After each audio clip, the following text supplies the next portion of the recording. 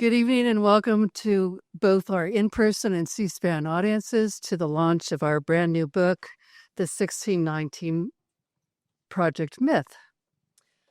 This is also the launch of a new initiative that will be rolling out over the next year, marking America's 250th anniversary. My name is Mary Thoreau, and I'm Chairman and CEO of the Independent Institute. Independent is a non-partisan public policy research and educational organization that commissions studies into the causes of seemingly intractable challenges, and most importantly, tasks our scholars with developing demonstrated solutions. Non-partisan and non-politicized, we regularly offer our peer-reviewed research to policymakers across the aisle, and on Monday, for example, we'll be holding a panel on Capitol Hill on tariffs.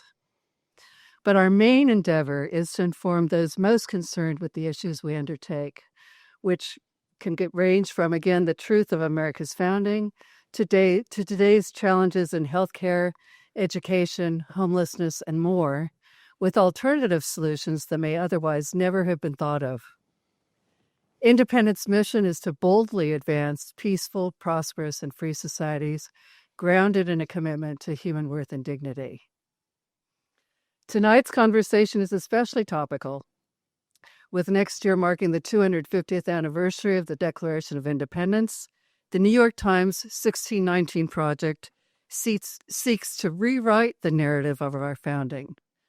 According to their narrative, America was not founded by those declaring all men to have been created equal, with we the people as sovereign. According to the Times telling, we were actually founded by those who imported African slaves in 1619 and later revolted in order to protect and extend that peculiar institution. Oh, and by the way, it's also the basis for our capitalist economy today. In our new book, The 1619 Project Myth, Phillip Magness dissects and discusses these contentions, helping us to achieve a clear appreciation for America's flaws and promise. Phillip Magness is Senior Fellow and the David J. Thoreau Chair in Political Economy here at Independent. And he's also the co-author of The Rules of the Game, How Government Works and Why It Sometimes Doesn't, and Cracks in the Ivory Tower, The Moral Mess of Higher Education. Jeffrey Rogers Hummel joins Phil for this evening's conversation. The author of Emancipating Slaves, Enslaving Free Men, A History of the American Civil War. Jeff is a research fellow at Independent and professor of economics at San Jose State University. He received his PhD in history from the University of Texas at Austin and has been a contributor to numerous scholarly articles and publications. Of course, prior to that, he was also Independent's first publication director and our first or second employee, Jeff? Probably second, so count secretaries. Welcome back. Thank you. Jason Riley's column in yesterday's Wall Street Journal cited Phil's book. As he wrote, "We agree that there is value in debating slavery's role in American history and how it contrasted with the founders' principles of freedom and equality." But he added, "Unfortunately, the 1619 Project architects aren't interested in serious debate or in engaging alternative perspectives. However, we are, and we look forward to learning more from this evening's conversation." Following Phil and Jeff's discussion, we'll open for questions from the audience. Gentlemen? All right.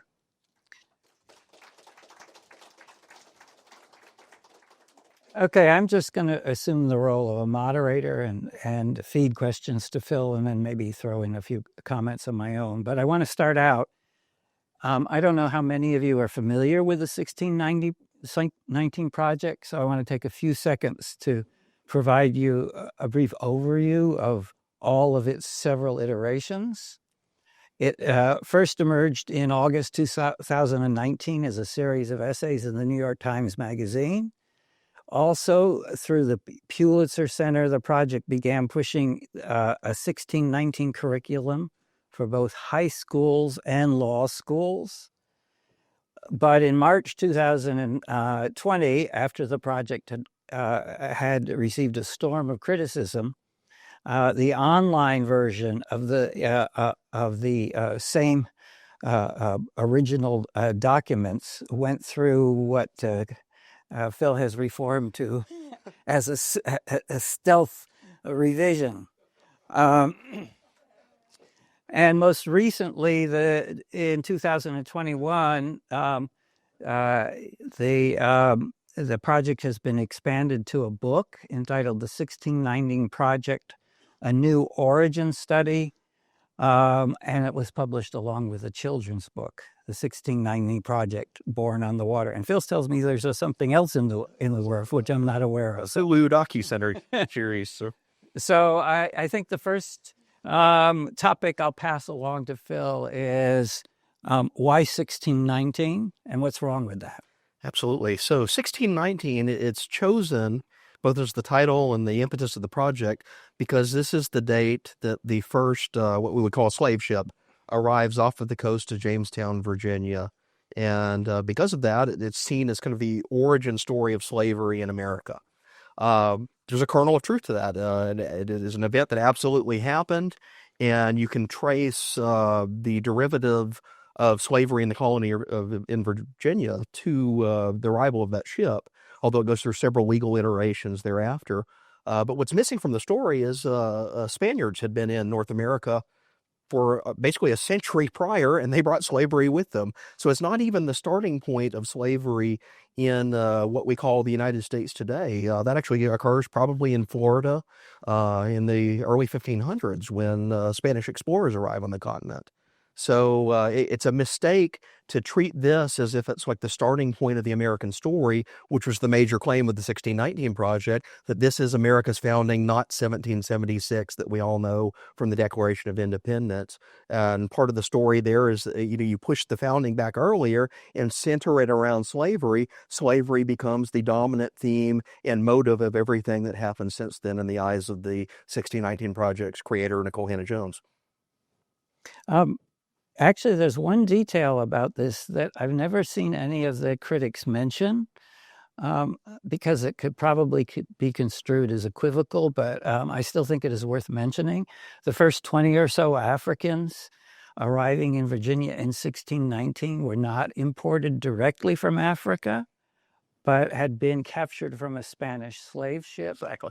And most colonial historians believe that they were initially not sold as lifetime slaves, but as indentured servants for 4 to 7 year terms. And that was a similar condition for most of the white immigrants into the colony, although most, but not all of the white immigrants agreed to it voluntarily. Virginia didn't actually, in fact, its first slave code until 1705. Right. Although slavery had become fully entrenched in the colony by then. Yeah. So let's take up claims that the 1619 Project makes about the American Revolution. Yes, and that is a whole basket of worms to get into, because it is the marquee essay that Nikole Hannah-Jones, who was the New York Times reporter that launched this initiative, and she makes a very controversial claim. Again, remember, she's trying to recenter America's founding to 1619 instead of 1776. So part of the story there is she has to deal with the American Revolution. We see this historically. It's a break from Britain. It's a break from the old world to create a new society, and a society that is at least philosophically and rhetorically committed to the ideas of liberty. Now, slavery is in tension with that. The 1619 Project puts forth a theory that seems to have been pieced together from the outer fringes of the historical literature. And it basically makes the claim that one of the major motives of the American revolutionaries in breaking away from England is a response, like a reactionary response to the emergence of the abolition movement. And the argument that Nikole Hannah-Jones makes is she cites little kernels of truth of evidence, because there's a nascent abolitionist spirit that's playing out on both sides of the Atlantic in that era. And she makes the claim that the colonists break away to forestall British efforts to bring an end to slavery in the New World. And because of that, it's an economic motive. They want to preserve the slave system from these threats abroad. And she really tries to cast the American Revolution as if the British are the good guys, the abolitionists, and the Americans are just motivated by protecting slavery. Now, she has several problems with that, and we can get into. First, the timeline doesn't work all that well. In both the original version, and then she emphasizes, especially in the book, she declares that George Washington only sides with the American Revolution because the colonial governor of Virginia, Lord Dunmore, has, in a last-ditch effort to retain power, offered freedom to slaves of rebellious plantation owners if they join his army and fight. And she says, well, this is what, obviously, it must have motivated George Washington to fight.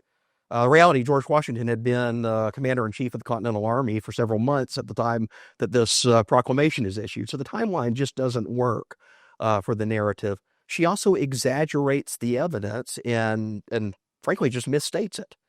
So there are two major events that she hints at and draws upon.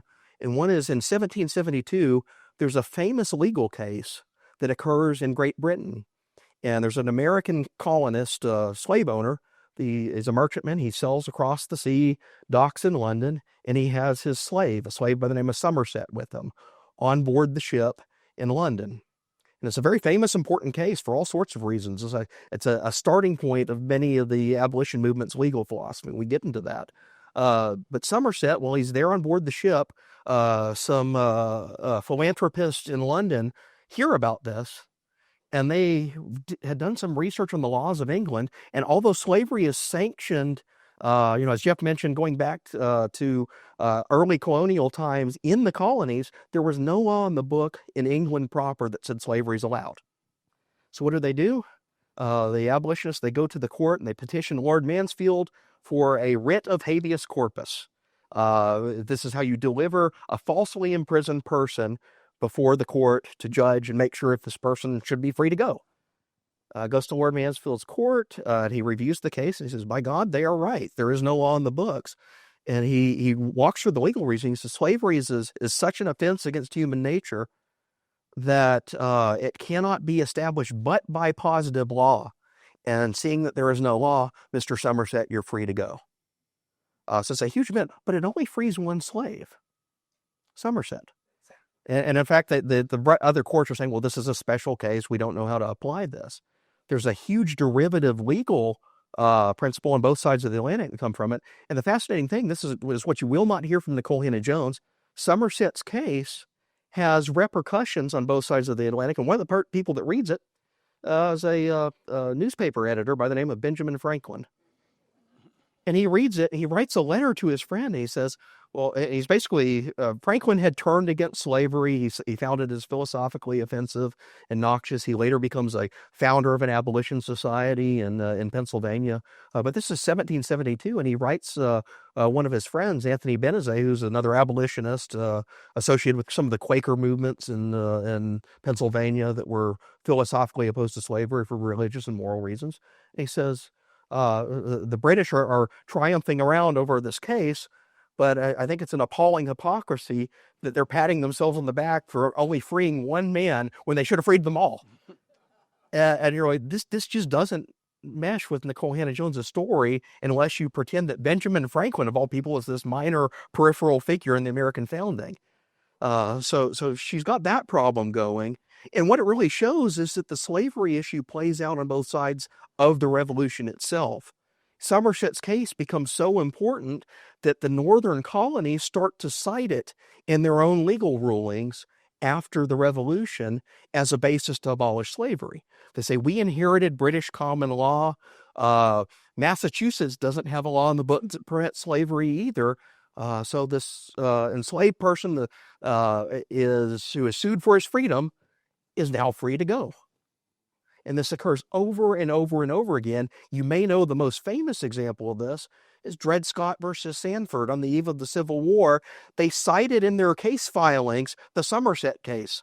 The Northern abolitionists say, under Somerset, Slavery was not established in the northern states where Dred Scott had been removed to from Missouri. Therefore, he should be free to go under this precedent. And several of the lower courts are saying, well, maybe he has a point. All the dissenting judges reference the Somerset case. So you have that story of abolition from the founding carrying forth all the way to the eve of the Civil War in the most important slavery case before the Civil War being heard. And that's just completely omitted from the 1619 Project story. Don't you want to mention Leslie Harris? Yes. Yeah, so there's the fun part. So Leslie Harris was she's a distinguished historian of the American Revolution. You know, New York Times are the paper of record. They're famous for their fact checks, supposedly, on their corrections page. It turns out not to be all that true. But Leslie Harris, when the 1619 Project was being composed and drafted, and this is, so it came out August 2019, so in the months before that, they sent it to her. They hired her basically as a fact checker. And she reads this and says, this claim is just not mainstream history. It's not supported. You're misinterpreting evidence. You're stating errors of fact. And if you go ahead with this, you're going to cause controversy. Well, what did Nikole Hannah-Jones do? She ignored Leslie Harris. And several months later, Harris basically breaks the silence as the controversy is playing out and says, I was the fact checker.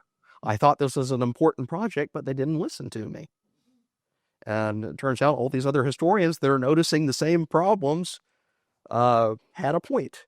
And this is after Nikole Hannah-Jones has really gone on the offensive and attacked anyone and everyone that questioned her narrative. We can get into this Lord Dunmore's proclamation that she seizes on is it's almost like a retrofitted after the fact. So Nikole Hannah-Jones is very vague on detail in the original version of the 1619 Project, and all these subsequent iterations, the Hulu series, the book version, the revisions, including the stealth revisions, are designed to kind of backfill the footnotes. But she cherry picks her footnotes, and one of the events she seized on is the fact that Lord Dunmore, who's the colonial governor of Virginia, the last one, he's the guy that's chased out of Williamsburg. But he tries to form his own army to reconquer the capital as the early stages of the Revolution. This is the fall of 1775. So the war is being fought, but we haven't declared independence yet. But a really interesting incident happens on, it's basically the same week that Lexington and Concord start. So that's April 1775. The shot heard around the world. All the other colonies are paying attention to what's going on up in Massachusetts. But the word travels slowly, so they don't have the word that the battle is broken out, the war has started yet. But at the same time, in Williamsburg, which is the capital of Virginia at the time, Lord Dunmore, who's a royalist, and he's getting upset about some of these sentiments that are going on. And in the middle of the night, it just almost coincidentally occurs, he sends troops to go seize the powder magazine, the gunpowder magazine of the capital. And this is what they used for defend themselves from the frontiers. They were afraid of Indian attacks, all sorts of things. So the people of Williamsburg wake up the next morning and their gunpowder's been seized and moved on to his warship sitting in the James River. And then they go to the governor and ask, well, why did you do this? Of course, he is doing it to bolster up the crown because he thinks the revolution's coming.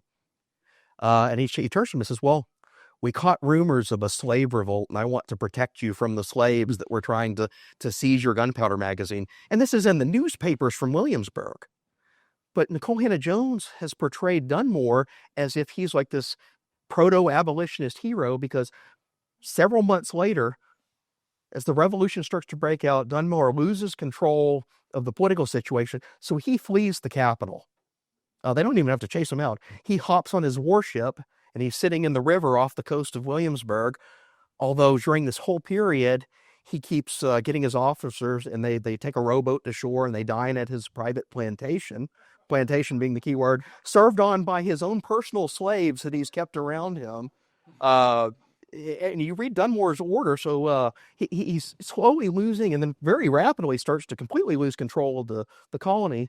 So by the fall of 1775, he's operating basically a non-existent government in Virginia, in name only, off of a warship out in the river.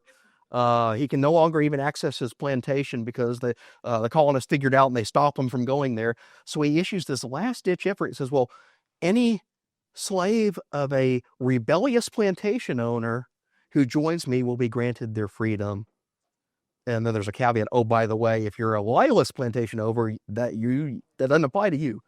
No slaves from a loyalist plantation, including my own, are eligible for this. But it's basically to try to incite chaos in the colony. And there are some skirmishes, some minor battles. But Nikole Hannah-Jones seizes on that and says, "Aha! Well, that's the real impetus for the revolution." But the timeline, again, it doesn't work because the war is already underway. It's already being fought. So it's this recurring pattern. She has backfilled her story with kernels of evidence that have some loose basis in fact, that she has distorted so wildly that it bears no resemblance to what the evidence will sustain. Okay, I think it's time to move on to the subject that is of particular interest to me, which is the project's errors on the economics importance of slavery. Yeah. And the pernicious influence of the new history of capitalism. Absolutely. So this is where I got started on reading the 1619 Project. My background is I'm an economic historian. I work mostly on the 19th century United States. Slavery is a central part of the economic story. I've actually drawn a lot on Jeff's work and his books on the Civil War era. But it's an important part of the story to tell, and all of my early publications had been about either the economic or political dimensions of slavery. So this thing appears in August 2019 in the New York Times, and I'm reading it, and I think, first off, I'm excited. I'm a historian of slavery. It's almost ecstatic feeling to see that the paper of record of the United States is suddenly interested in this obscure thing that you work on. Because that means, I can enlist my expertise to be part of the conversation. And in fact, the previous time they had done this, it was the anniversary of the American Civil War. I had written several articles for the New York Times, and those come into the story a little bit later too, about the politics and various dimensions of slavery in the Civil War. So I read this and I'm thinking, they're doing another series like that. This is great for me. And I get about 2 pages in. I'm like, oh my gosh, what is going on here? And it's the economic section, and it's written by a sociologist by the name of Matthew Desmond. He's from Princeton University, and he's a real far left-wing character. He hates capitalism, and that's basically his entire research agenda. But until the 1619 Project, he had never written a word, as far as I can tell, on the economics of slavery. So, of course, he gets tasked by the paper of record and Nikole Hannah-Jones to write the main article on the economics of slavery. And I'm starting to scratch my head. It's like, why didn't they consult actual experts in this? Here's a guy that doesn't know what he's doing. And I start reading through it, and he has seized onto this very niche echo chamber of scholarship that emerged in the late 2000s, early 2010s. They refer to themselves as the new historians of capitalism.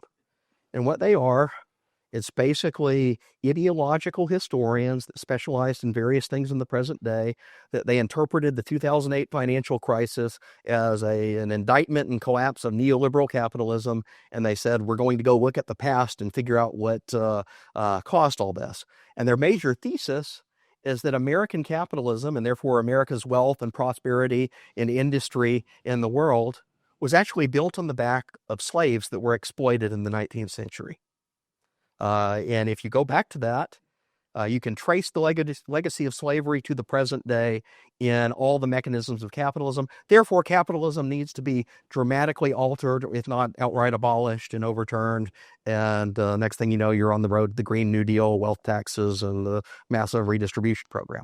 And he says this basically in his essay. But there's several issues here, because his telling of the historical analysis is not rooted in solid history. The new history of capitalism school, which I had been engaging for the better part of a decade, had been ripped to shreds by actual historians and economists that specialize in this subject. I found basic factual errors, empirical mistakes, and the first one I noticed, I'm reading this essay, Matthew Desmond claims, if you use a Microsoft Excel spreadsheet today, you are drawing on a pattern of double entry accounting that was developed for the plantation systems, and therefore you are unknowingly partaking by using Microsoft Excel, you're unknowingly partaking in the legacy of slavery, and this is how pernicious capitalism is. This is real over the top. And I read that and I was like, this is strange. And I happen to have the book that he cites to make this claim about Microsoft Excel, and I open it up, and there it is on like the first page. The author of this book says it was a specialist on how accounting was done on plantation slavery. That's an interesting subject, very, very niche. But Caitlin Rosenthal is the name, and she writes in that opening passage, she says, I want to warn my readers, I am not claiming Microsoft Excel derived from the plantation books. So this guy was so incompetent with the material, he inverted the exact claim that was made by the source he was consulting. So what do? I'm interested in historical fidelity. I write the New York Times' editor and said, here's a correction you need to make. Show them the image side by side. And they, I finally get a response from him and says, well, we're not going to make a correction. That's just a difference of interpretation. And I'm like, what on earth is going on here? So I start digging deeper into Desmond's essay, and he is making economic claims premised on statistical work done by the New History of Capitalism School, in particular this fellow by the name of Ed Baptist, who had written a review of his book. It's called The Half Has Never Been Told. They're obsessed with their own novelty. So everything in the New History of Capitalism that's in there in the title, we're the first people that have ever come along in American history that actually dug into the horrors of slavery. I was like, what? This is the dominant theme of American historical scholarship and economic history scholarship on the U.S. I had been working on this for decades. Jeff has been working on it. It's dozens of historians that have done deep scholarly dives, and they're claiming, well, we just started this in 2009. I don't think that's there. But Baptist makes several errors in his work. And the most famous one I had written about before, as had several other historians, he claims that through this back-of-the-envelope accounting process, that half of the United States GDP before the American Civil War is derived from slavery. And how does he get to that number? Well, he starts with slave-produced final goods, so cotton and tobacco, and then he says, we're going to calculate each of the intermediary steps that are involved in producing slave-produced goods. And he adds that up, that's your numerator, and then he just takes the GDP of the United States as the denominator. Problem is, GDP comes from a very specific formula, and it says in any formula guidebook on GDP, you do not count the intermediate stages of production into the total calculation. If I can make a point here, another mistake that Baptist makes is he confuses stocks with flows. So he adds to the value of the cotton produced the purchase price of the land on which it was produced, which, of course, is equivalent in today's economy. It would be like adding to the rent a landlord receives the price of the home being rented and counting that as his annual income. Yeah. So no basis, in fact. And this is assumed, and eventually, if you do that, you rig the denominator against the numerator, you get to 50% of the entire U.S. economy. Reality is between 5 and 7%. Slavery, which it's a big industry, but it's like railroads are also in that rough territory. Nothing like that is driving American production. And then he overlays it. He also says, well, let's look at cotton production in the South. And he cites two economic historians, Alan Olmsted and Paul Rohde, who had done serious empirical work on what caused the cotton industry to grow. And they find between 1800 and 1860, cotton output grows by about 400%. It's a big booming industry. Other industries are booming at the same time, but it's a big one. But they ask, well, what's the reason behind this? And they investigate it. They find out it's actually they make more disease-resistant seeds by crossing the different strains of cotton as the major driver here. And it turns out if you do that, yes, the yield of the crop will be better. But Baptist doesn't like that answer because it doesn't fit the exploitation story. So he says, he uses Olmsted and Rohde's data and says, okay, 400%, I can prove that, but I'm going to ignore their explanation and all the evidence that they brought to bear, and I'm going to offer my own alternative theory. And he says, the evil exploitative capitalists of the slave plantation system just figured out how to extract more labor out of slaves by beating them harder, by whipping them, and he calls it the whipping machine thesis. And he does bits and pieces of evidence behind this. Other people had investigated. They found that he actually altered quotations and misrepresented documents, and it's just completely shoddy scholarship. And yet Matthew Desmond reads that, repeats it at face value as if it's truth, and therefore all of capitalism is indicted. The other crazy trick of this, he unwittingly stumbles into the same thing some of these new historians of capitalism do. How many of you remember the King Cotton thesis of the American Civil War? It's one of those things, and it comes from, there's a senator from South Carolina, James Henry Hammond. He gives this famous speech in the late 1850s, stands up on the floor of Congress and says, I say that cotton is king, and it waves its scepter over not only over the United States economy, but the industrial engines of the world. And because of that, none would ever dare make war upon it. And basically what he's saying is we're the real source of economic vitality in the United States. And if you make war on slavery, in other words, if the Civil War breaks out, we're going to win because of that. And not only will we win because we have all the wealth in the cotton industry, we will win because Europe's dependent on our cotton for their textile mills. And if the North attacks the South, all we have to do is put out a call to Europe, and suddenly the British and French navies will be there to preserve us out of economic reasons. Well, we know this theory because it was the rhetoric that was made, but we also know, of course, the Civil War happened because the Confederates tried to do exactly this. And Britain's like, no, we're not going to get involved. We can go to India and Egypt and get cotton elsewhere.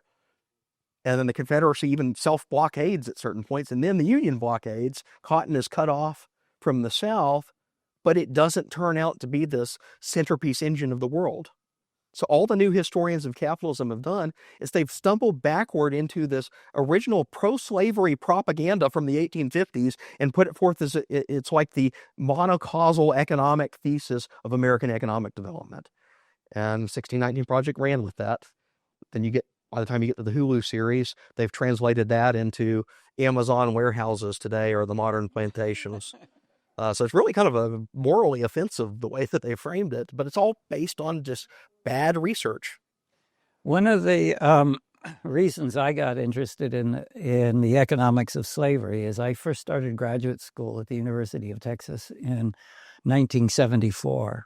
And that's when this famous book by Fogel and Engerman, Time on the Cross, came out, doing an economic analysis of slavery. And what it sparked was a very vibrant, major debate between historians and economists.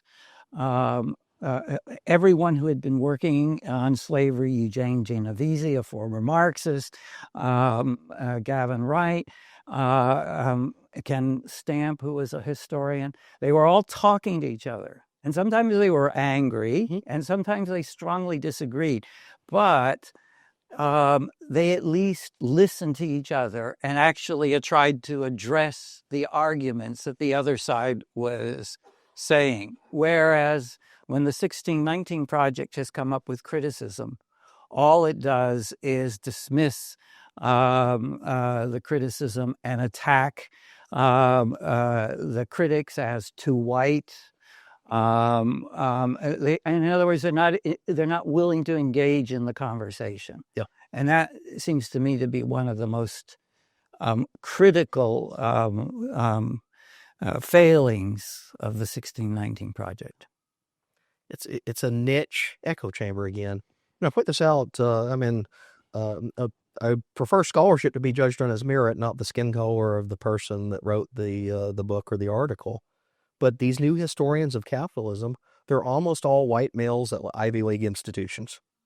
And Matthew Desmond is a white male in an Ivy League institution. And here's Nikole Hannah-Jones saying, any critic of her, they're old white males. She tweeted that out, denouncing them.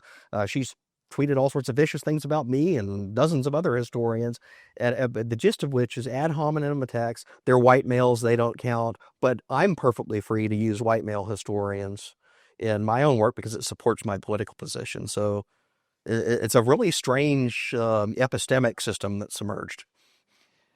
So you do think that the 1619 Project got some things right? I do. And initially, Nikole Hannah-Jones thought that my work agreed with her on this, unwittingly. So one of the twists and turns of the 1619 Project, it's not just the American Revolution they investigate. They go all the way through the Civil War and beyond, and into Jim Crow and the modern day. And oddly, some of the more recent essays are just general synopses of good scholarship, or thoughtful scholarship at least. There's stuff on African American music. There's stuff on the legacy of housing discrimination that unfortunately has been tainted by the controversy of these other things. But the one area I really got involved in, so my first book was on the colonization program of the Union government in the American Civil War. And this is a little known facet of history. The most famous is, so Liberia, the country on the African coast, is founded by former slaves from the United States that had been freed and sponsored to go back to Africa. And there was a whole movement before the Civil War. It mostly came out of the moderate anti-slavery North. And the idea was that a post-slavery society, you couldn't have two races living alongside each other. There'd be turmoil and strife and violence. So the way to wean American society off of this original problem of slavery is you send the slaves abroad. You subsidize them to either go back to Africa, and then later it becomes the Caribbean because it's a closer venue, and we set up colonies there. And this persists basically from the founding era. Several major founders are involved in the colonization movement. James Madison is the president of the American Colonization Society. It's a truth of history. He's a complex figure. But one of the successors to that is Abraham Lincoln, the president of the United States in the Civil War, the great emancipator. And Lincoln absolutely deserves credit for issuing the Emancipation Proclamation. I don't want to take that away from him. But my book investigated Lincoln's lifelong involvement in the colonization movement and found evidence of these programs he was trying to launch in conjunction with emancipation during the Civil War. Out of a variety of motives. One of them, he fears the rise of the Ku Klux Klan. He says if we free the slaves, which we've now done, their former masters will suppress them with violence after the war, even though we have peace. So I want to give them an escape. There's some paternalism in it. There are other racial motives, but it's a complexity of history, not a judging Lincoln for where he was right or wrong. And I wrote an entire book on this project, this subject, several articles as well. So Nikole Hannah-Jones actually introduces that to her readers in the 1619 Project and tells the colonization story, which ruffled some feathers in the history profession because it's complexity. It's not, and also it's a politicized project on other elements. And they're like, well, she must also be making this up right. The same way she attacked the founder, she's misrepresenting Lincoln. And I came to her defense on that point. I said, even though I'm a critic of the other parts of the project, I've done the scholarship. I've worked directly on this a decade prior. And she is actually mostly right about the way that she had interpreted some of those events. Now, she cloaks it in some political rhetoric, but at least the facts are there. So maybe the historians that were attacking her should back off. And this is the early months of that original controversy, all the discussions still being had. Nikole Hannah-Jones knows me as the critic of the economic sections, but she doesn't put two and two together. And when she's responding to these other historians, she tweets out and cites a link to my book as proof that new scholarship has sustained her on this subject. And then she sends out a link to the article I wrote in 2014 for the New York Times as proof that she was right on the subject. And then I think it was Alex Tabarrok, as an economist friend of mine, responds to her on Twitter and says, you realize this is the same author as the one that you're attacking over here. And all of a sudden, all those tweets get deleted, and then suddenly I get attacked, and she says, Phil Magness doesn't have any credentials. He's not qualified to write on this. And it gets even worse than that, because her material that was based on my research was still in print in the original New York Times. But when they revise it for the book, and they revise it for the Hulu series, that section suddenly gets taken out and deleted, and instead replaced by Ibram X. Kendi's version of it. So it's like penalizing me because I dared to criticize her by excising my work on the one area where we had some overlap and agreement. And that's where I think the project went astray. It showed it was not interested in the scholarly discovery. It was interested in political teams. So I think we should soon open this to questions. So the last thing I want you to discuss is the project's bottom line. Yeah. Reparations. Reparations, indeed. Indeed. And, it was hinted at that this was where the project was going in the original version. And I've argued that each successive stage and version of the 1619 project has gotten worse. It started out as something that could have been salvageable, but had many problems had they done the fact-checking and corrected the errors. And it could have still had a vibrant historical conversation, that original 2019 newspaper issue. Then they start ghost editing the issue and taking out controversial lines without telling anybody. Then they issue a much more politicized version of it as a curriculum. Then they issue a book that's even more politicized. Then you get to the Hulu series. And one of the themes that's risen out of all this is she's not making a historical case to reinvestigate slavery. She's making a historical case to use the history and legacy of slavery in the past to advance a reparations and income redistribution agenda today. Capitalism is based off of slavery and therefore is tainted. Therefore, it follows that we must pay reparations. And you get to the Hulu series, the very last episode is an outright case for slavery reparations. And one of my other co-authors and colleagues, David Henderson and I, when that episode came out, we started running some basic calculations. And you find out she's basically asking for $13 trillion in slavery reparations to be paid out. And you compare this to, take that number and compare it to the budget of the United States today. And you start to see the problem. And on top of that, she starts citing some really fringe, flimsy economic research by people that also want the reparations agenda to happen. And they basically stumble backward into modern monetary theory, this idea that you can, the government can just issue currency and pay for anything and everything they want applied to reparations. So it's a synthesis of the very worst elements of Bidenomics over the last few years with a socialistic reparations agenda to tear down capitalism and then blow up the budget of the United States. So we run the calculations. It's just no conceivable way that you could get to this point, and yet that's the political agenda that they were after. Yeah, I think a way to point out how fantastic this claim of 13 trillion is just to take note of the fact that people are worried about the $3.4 trillion that Trump's big, beautiful bill is going to increase the national debt by over 10 years. Yeah. So if it's okay with you, I'm going to open up the questions. Yes. If you will wait for the microphone to come to you and raise your hand. And that first person is the woman in green. But you need to wait for the microphone. Please, we're going to get the mic. The things.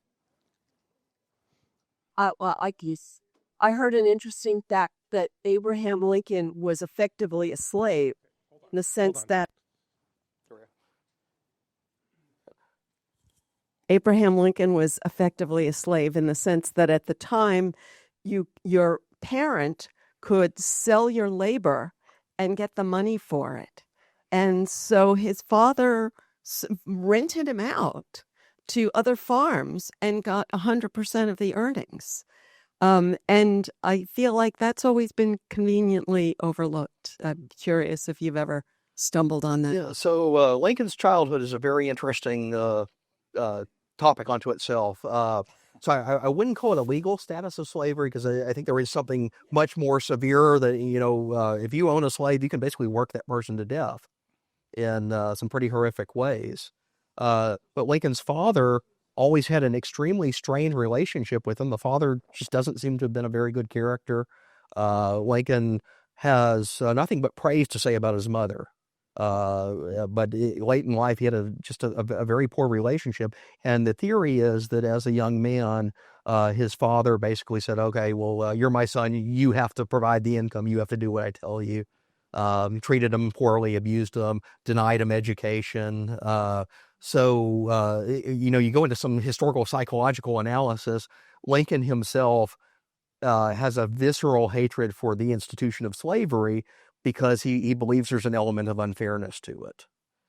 He believes it is brutalizing labor, it's exploitative. So his major argument, the economic argument that he comes up with in the 1840s and 1850s, as he's making the case for limiting slavery's expansion into the territory, he says free labor is a more ethical and economically superior system than slave labor, because it allows the dimension of choice. And he says, so he's not a Marxist in this sense by any means, contrary to what some people have tried to reinterpret, where they say labor and capital are always in tension. Lincoln says labor and capital in a free system are engaged in an economic exchange with each other, and we need to respect that as part of economic liberty on top of the personal liberty of the slaves themselves. So that's a major motive and discussion in Lincoln's work. Comes out in his Wisconsin State Fair address in the late 1850s, and he carries it through into his presidency. John?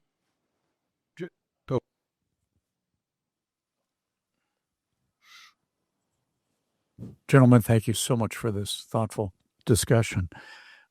It's been 5 or 6 years since the 1619 project originally came out. What has been its trajectory during that time? We seem to hear less about it now than we did 5 years ago. Yeah. And where do you see it going from here? Yeah, that's an important question. So the trajectory, I would say, overall, it's become much more overtly political in its iterations. I think the evidence of that is clear. It has somewhat diminished, not so much as the 1619 project itself fell from memory, but more so that the American Revolution has not been on people's agenda right now. Although, as mentioned, next year is the 250th anniversary. So I think it very clearly just will come back out of that natural discussion. It did peak politically, I'd say, in conjunction with a lot of the protests over the George Floyd movement. It was wrapped into that discussion. Nikole Hannah-Jones was very outspoken on that issue. I think there's an interesting scholarly and public assessment that's occurred. So very early on, the critics that started writing is, I wrote one of the first economic pieces that was a criticism of the 1690 project, maybe less than a week after the original version came out. As people started asking me, I said, you work on this, tell us, make sense of it. So I did, and I wrote the first piece, and it was a pretty straightforward scholarly criticism, but others started to notice the same problem or problems in other aspects of it.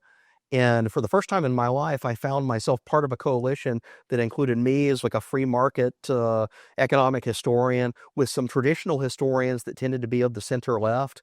Some very famous names, James McPherson, Gordon Wood, Jim Oates, Victoria Bynum. These are well regarded. And don't forget the Trots. Yeah. And then the World Socialist website, the Trotskyist, old school Marxists, they don't get into cultural issues. They view class as the distinction, and this offended them because it violates like hardline Trotskyist class theory. But they're also fidelity to facts. I'll give them credit on that. So they also critiqued it. I'm in this weird coalition that runs from me to kind of center-left historians to Trotskyists. And we're all pointing out the same problems. That tells me that's a good sign of that something needs to be addressed. But Nikole Hannah-Jones just brushes us all aside and attacks us all and calls us names. The other thing about that coalition tended to be, most of them were either very senior figures in the profession that have tenure, their careers are established. They don't get any penalty for sticking their necks out. Or someone like me who's not an insider in the academic world, or someone like a Trotskyist who's not an insider in the academic world. So that turns out to explain some of the academic reaction. And what you start to see over the next couple of years is the mainstream of the current history profession today starts to rally around Nikole Hannah-Jones, not because of the evidence. They know better. If they're historians, they know better, but they liked her political narrative. And there was a really a horrific incident that occurred a couple of years after this came out from the American Historical Association, and I mentioned it in the book. James Sweet was the president of the American Historical Association at the time, and part of his job is he writes like a monthly column in their newsletter about themes in history, and he writes a very middle-of-the-road, perfectly sound column complaining about the politicization of the past and the present day. And he goes through and he says, here are instances when Republicans do this, here are instances when Democrats do this, and we as historians need to reject presentism. Well, the example he gave on the left was the 1619 Project. He said, this is factually deficient, and we as historians need to correct the record, irrespective of the political implications. Very mild criticisms, echoed what everyone else had been saying, and within hours of this going online, a social media mob had emerged on Twitter demanding his resignation. Because how dare you offend Nikole Hannah-Jones and her narrative? And the argument wasn't you're in error. The argument was, how can you do this in the current day and age? You're giving ammunition to Trump. And because you're giving ammunition to Trump, you're on the side of evil, and you have besmirched our profession. And in the course of about 48 hours, I'm watching this play out in real time online.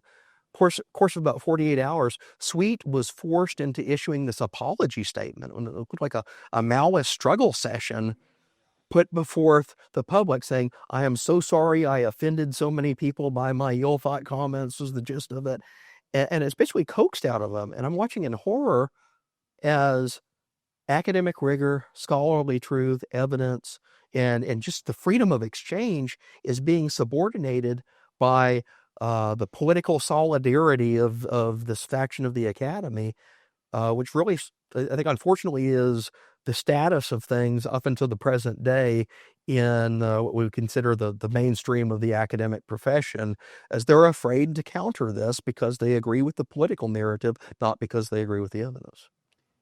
To give a short answer to your question, John, I would say that among economists, the 1619 Project is dead in the water. Among historians, it's a little bit more mixed, but they tend to be skeptical. But when you get to the DEI woke, critical race theory, people, they're still embracing it and pushing it. You're Uh, on the offer to go to Liberia and to the Caribbean. Wasn't that an offer? Nobody was forced, right? They and I don't think that was emphasized at all. That it wasn't kicking people out, Right. saying, you know, if you feel you've been unjustly removed from Africa, let's rectify it. Am I right? So Lincoln never favored coerced colonization abroad. There are other people, minor figures, that did. But Lincoln, being the mainstream, and the programs he pursued were always voluntary. As voluntary, and they wanted to heavily subsidize it. And being a government program, just like government programs today, it attracted all sorts of swindlers and crooks. And like there was a senator from Kansas who, as best as we can tell, absconded with what is the equivalent of millions of dollars today by being involved in a contract with the shipping firm in Panama that was never accounted for. Like 30 years later, Congress still doesn't have the records for it. So there's all sorts of that sort of thing going on. But the idea was to anyone that felt that they were going to be oppressed in the post-slavery South, we will buy you passage, and we'll even set up a colony for you. We'll purchase land to be abroad. There's all sorts of motives behind this. It also means that the United States now has an imprint on the Central American Isthmus, and Lincoln was probably discussing, well, hey, if we have a colony down there, we can build a canal and we can control traffic. So there are all sorts of motives behind this, but it's never coerced in Lincoln's version of it. And you give him credit for that, even as the program itself is paternalistic and misguided in other ways. Okay, there's somebody there and there's somebody over here and then there. And that's probably going to be about all we can get to. Over here in the back, Paul, the gentleman in the back. Yeah, my concern is with what's happening to history itself. And CRT is, I think, pretty explicit that you subordinate truth and fact to ideology. Pretty sure that that's been articulated. So so this is sort of, I really appreciate the detached academic approach, but at the same time, it sort of dignifies a real despicable, in my feeling, effort and product.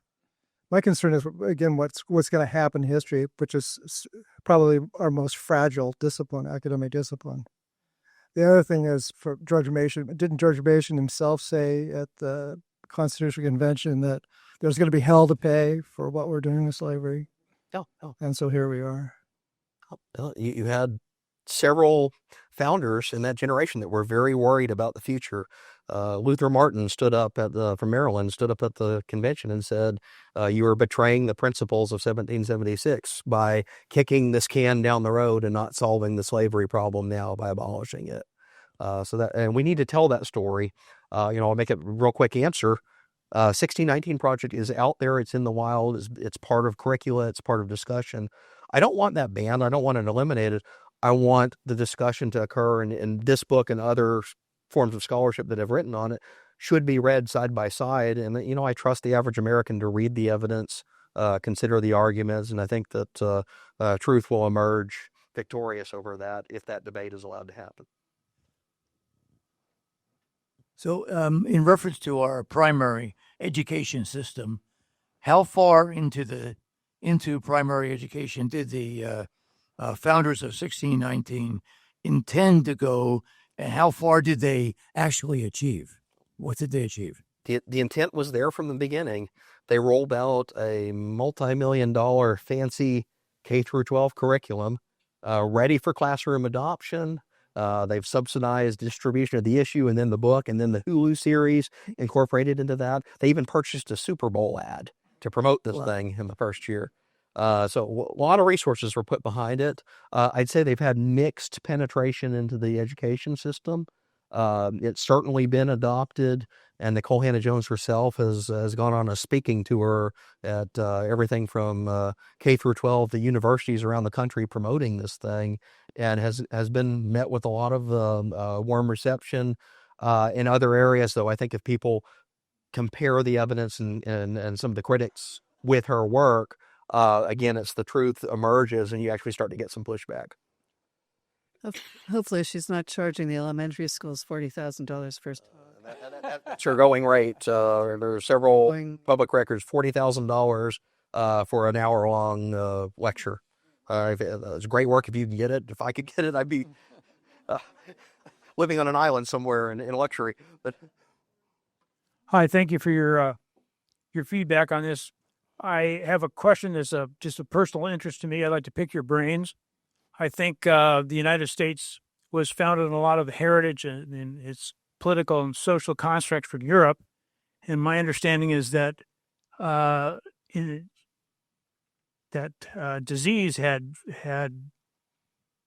basically collapsed the workforce in Europe before the American Revolution, and that slavery was an institution in Europe for quite some time. I wonder if you could verify that and talk about the economics of that in Europe.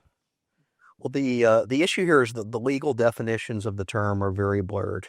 Now, slavery is an institution that's been around since antiquity. It's in the Bible. It's in ancient Rome, ancient Greece. And there are various iterations of it at almost every facet and corner of the world, both the old world and the new world. But the legal codification of it starts to emerge in the New World in very pronounced ways from about the 1660s through the early 1700s. So Virginia basically invents the doctrine called partus sequitur ventrum, and the idea is that the status of slavery is passed through the mother to the child. And this differentiated from primogeniture and passing from the father to the child and property. And this is how they start to split off indentures as a legal category away from slaves as a legal category. And one of the quirks of the economics of this is that skin color becomes a mechanism of enforcement, because how do you tell if someone is in slave status or not? Well, if they're black, the high probability was that they inherited the state of slavery. If they're white, the indenture expired with the parent, or it expired. So it's a horrific institution, but that's basically how it emerges. Now, there are all sorts of labor crises in the colonies. I could get into a vast academic literature of that, but it seems like every time that there is a disease, famine, something that strikes one of the colonies, it's either you send prisoner labor over from who you conquered in the last war. So there are a lot of Irish settlers, prisoners that are transferred over as a result of the English Civil War. They lose on under Cromwell, so he ships them off to the colonies if he doesn't kill them outright. Then they also bring in the African slave trade, which in many cases it originates through warring kingdoms in Africa. The victorious ones sell the losing side of their own conflicts to the European slave traders, who carry them across the sea and sell them to the New World colonies. You can think of labor as running along a spectrum from the modern system where people can quit at will to full-blown lifetime slavery. And there are a lot of intermittent changes, like quitting at will was not always permitted, especially with respect to indentured servitude. But so you're right in terms of saying that there were legal disabilities for labor in the past that we would not tolerate nowadays, but there still is a huge difference between lifetime slavery and even indentured servitude. And so to say that slavery existed in Europe at the time, not the type of slavery that had existed previously in the ancient world and existed in the Americas. We have one final, Miguel, over here, and then I think we'll need to wrap it up. Hello. A couple of years ago, I had the chance to go to Texas, and I went to San Antonio and saw the Alamo, and I thought that was a very emotional, historical thing. And yet, and the people at the Alamo were fighting for freedom, and they lost. And Joe Biden issued what's that called, Juneteenth, as a holiday, a national holiday, which I think really undermines the struggle that Texas went through, because it would say a Texas holiday, isn't it? And here in California, you hear people celebrating Juneteenth when California was never a slave state. So could you speak to that? Yeah, so this is, a complex part of human history is how do we celebrate the legacy of abolition? And in most of the British-speaking world, they celebrate the anniversary. It's in August of when the Wilberforce Bill passed and they liberated the slaves of the British Empire, International Emancipation Day. United States, we have a different story. We could say it's the Emancipation Proclamation itself, which is January 1st, 1863. Juneteenth emerges because it's the last reading of the Emancipation Proclamation that can now be enforced. So this is one of the oddities of the Civil War. Every time the lines of the battle change, if you're behind the lines of the battle, the Emancipation Proclamation is now mostly in effect. Now, Lincoln did exempt some parts that he needed for political reasons, but the battle lines, they're changing daily in the Civil War. And what Juneteenth commemorates is finally Texas is the last state of the Confederacy that has not fallen. And mostly because it's out in the West and the word has not reached there yet. Now they enforce the Emancipation Proclamation Day on June 19th, 1865. So that becomes the final consummation of this event that started in 1863, years earlier. There is a great legacy of the Alamo that we want to tell that story. I do worry that some of this historical revision movement of the 1619 flavor has tried to spread into other areas of history, including the Texas Revolution. What I always point out, Mexican politics in the 1820s is horrendously complex, but what was called the liberal faction at the time was generally anti-slavery. Even though some of the Texas settlers owned slaves, they aligned with the liberal faction against the centralist faction of Santa Anna. There are slaves of soldiers in the Alamo. And Santa Anna does, of course, he tries to exploit that and says, we're fighting to liberate the slaves. He really wasn't about that at all. He was at war with any rebellious part of Mexico, any state. But then you go look into the Texas founding. I always point people to, there's a great figure by the name of Lorenzo de Zavala. who was a former cabinet secretary of the Mexican government in the 1820s, the previous liberal regime that Santa Anna's and his successors topple. De Zavala becomes the first vice president of the Republic of Texas. He is an anti-slavery man, and he writes a travelogue later in his life. He tours the United States, and it's a lot like Alexis de Tocqueville, but from a Mexican perspective. And one of the great passages in there is him condemning the horrors of the slave markets in New Orleans when he visits through there. So you had a spirit of liberty. It's the same as the American Revolution that plays out in the Texas Revolution in pronounced ways. They're waving the 1824 Constitution flag from the roof of the Alamo. That was an expression of the philosophical commitment to a society of liberty and constitutionalism that at least was grounded in the principles of a free society, even if they had not been realized at the time. Wonderful.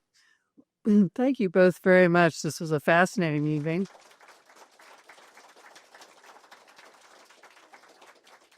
And we thank all of you for being here and look forward to seeing you at a future Independent Institute event. And I think we should thank the Independent Institute for sponsoring this event.